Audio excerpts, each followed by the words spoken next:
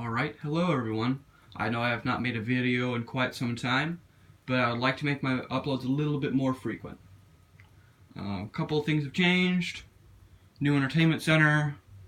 That plastic shelf is temporary. I'm making one in construction class. I'm not sure if I had the desk before, but whatever. A couple of things have moved around, you know. Anyways, by request, I'm making a video of this Silkon 42-inch brown and brass ceiling fan from, I think it's like from the mid to early 80s. I'm not exactly sure, but I know they weren't in business for very long. It's got this sort of double claw hook system. I don't know, it kind of looks like this. Gets in a very good shot like that. Very strange. This fan is a relatively decent performer. Anyways, let's get to on low.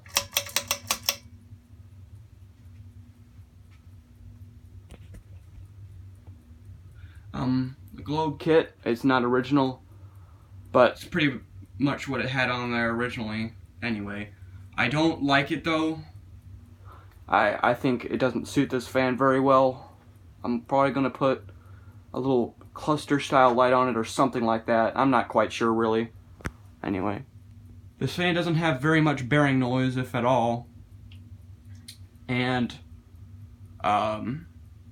it's decently quiet, makes a slight hum, but that's pretty much what all ceiling fans do anyway. Puts off a gentle breeze on low. I normally have it on low just to circulate the air around. Alright, medium.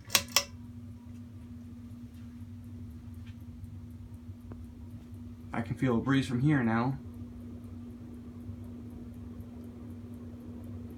Bit of wind noise. And this fan does have a very slight wobble to it, but that's kind of the nature of this style of fan. I believe the ball joint style fans are a little bit more stable than these. Alright, let's go to medium, or I'm sorry, high.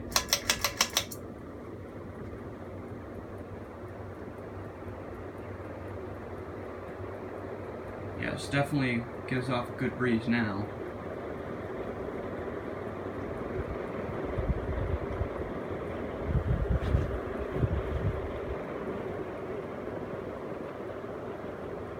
Alright, now let's do spin down.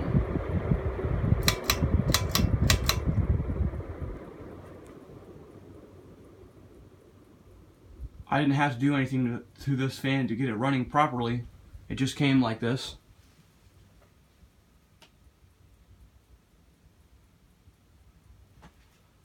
I guess I should show you guys in reverse too. It does wobble a bit more in reverse, but it seems like a lot of them do. The bearings are still pretty good on this. It's probably why it's still spinning.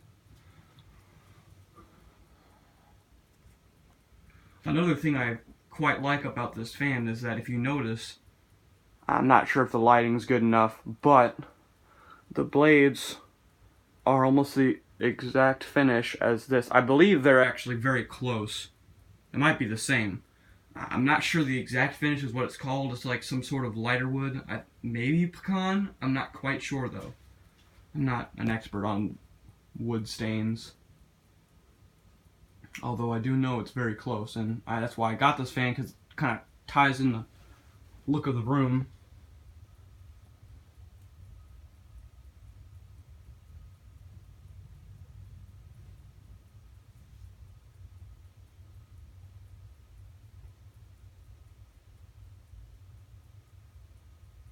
Alright, it's almost done. And okay, so now I will put it on. Okay, it's already on reverse. I'll put it on reverse and low.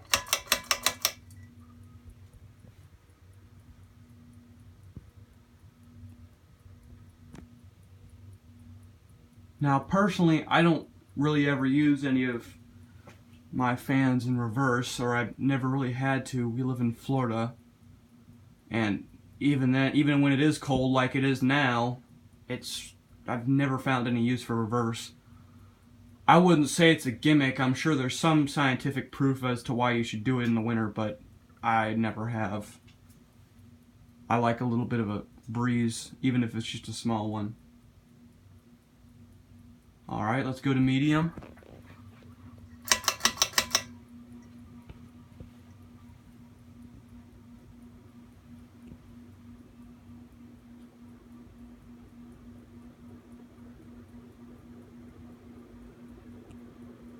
Alright, now high.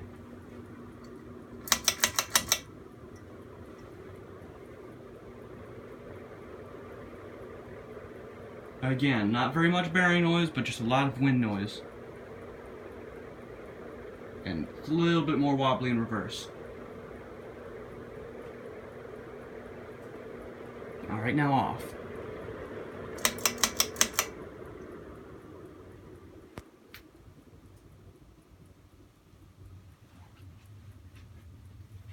Turn it back on forwards. And just in case anyone's curious, this is what it looks like with the light on. I believe it's a 100 watt equivalent LED in there. Alright.